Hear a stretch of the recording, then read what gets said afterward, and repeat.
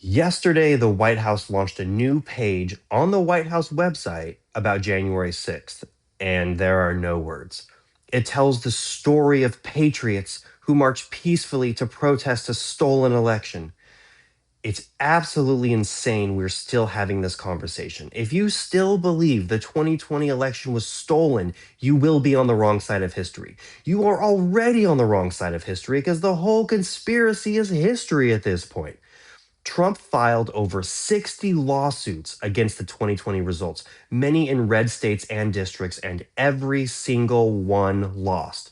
So, either lifelong hardline Republicans had actually been Democrats for the last 30 years, hiding undercover for decades so they could screw Trump in this massive national conspiracy, or the guy who's repeatedly lied, been convicted of felonious lies, and is such an egomaniac that he has to slap his name on literally everything he can, made up stories to stay in power.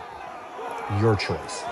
As for peaceful protests, that might be even more obvious a lie than the stolen election conspiracy. How on earth can you possibly say the protesters were peaceful? I don't even have a response for that level of insanity. And he blamed the police for the violence? Can you even imagine if a BLM protester repeatedly slammed a cop in a door and then Nancy Pelosi said, well, that cop shouldn't have fought back? Trump claims he called for peace. First off, over an hour into the attack, once it was very clear how dangerous it was, Trump actually tweeted that Pence doesn't have the courage to do what needs done. I'm sure that helped. It took another hour for him to tweet for people to be peaceful, and another hour to post a video asking for peace. But then, 2 hours later, he tweeted effectively, "That's what you get." All deaths are tragic, terrible. But Miss Babbitt was a part of a violent mob that was attacking the police. How can anyone in the Republican Stand Your Ground party blame the officer? And Roseanne Boyland was a drug user that died of an overdose, just so happened to be on Capitol grounds. The other two died of cardiovascular disease.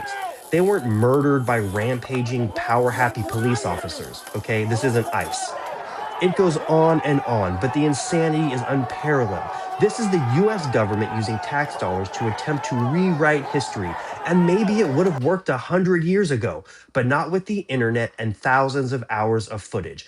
This administration will go down in history as the most corrupt and self serving administration in the history of the United States.